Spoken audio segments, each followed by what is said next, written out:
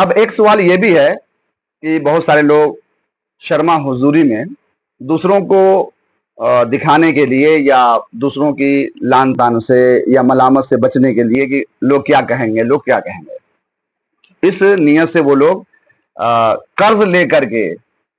اور نہیں ہوتا تو ادھار لیتے ہیں کم سے کم اپنے بھائی برادر سے کہ بھائی ہم کو کچھ پیسہ دے دیجئے، قربانی کرانی ہے۔ تو اس میں بھی ہماری شریعت نے ہم پر کسی بھی ایسے حکم کا نفاذ نہیں کیا جس کی سکت ہمارے اندر نہ ہو، یعنی ہم جس کو نہیں کر سکتے ہیں شریعت نے ہم کو اس کا پابند نہیں بنایا ہے۔ یعنی صاف صاف یہ ہے کہ اگر آپ کے پاس پیسہ ہے تو آپ قربانی پیش کریے۔ ہاں، ایک بات اور ہو سکتی ہے اس میں کہ مالک نصاب ہے، فی الحال اس کے پاس پیسہ نہیں ہے، تو ایسی صورت میں یہ ہے کہ وہ قرض لے کر کے اپنے بھائیوں سے اور قربانی پیش کرتے، جب اس کے پاس وسعت ہو جائے، پیسہ آ جائے تو وہ اس کو اپنی طرف سے ادا کر دے۔ لیکن محض بغیر نصاب کے، یعنی وہ مالک نصاب ہے ہی نہیں، اس پر ازروِ شرع اسلامی طور پر قربانی واجب ہے ہی نہیں، اور پھر صرف لوگوں کے ملامت سے بچنے کے لیے، سرزنش سے بچنے کے لیے کراتے ہیں قربانی، تو ایسا کرانا نہیں چاہیے۔ یہ اپنے اوپر خود بوجھ ڈالنا ہے، اور اللہ تبارک و تعالی کسی بھی جان پر اس کے سختی سے، اس کے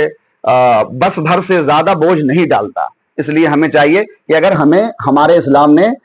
کہیں پر رخصت عطا فرمائی ہے اور چھوٹ دی ہے تو ہمیں اس کا ضرور استعمال کرنا۔ اور یہاں پر میں ایک حدیث پاک آپ کو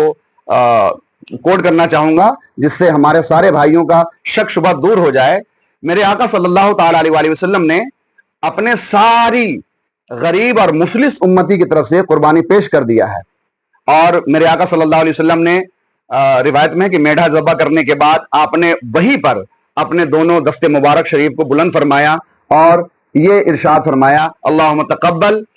من آل محمد ومن سائر امت محمد صلی اللہ تعالی علیہ وآلہ وسلم، کہ اللہ اس قربانی کو میری طرف سے اور میری ساری غریب امتی جو قیامت تک آنے والی سب کی جانب سے قبول فرما لے۔ تو اب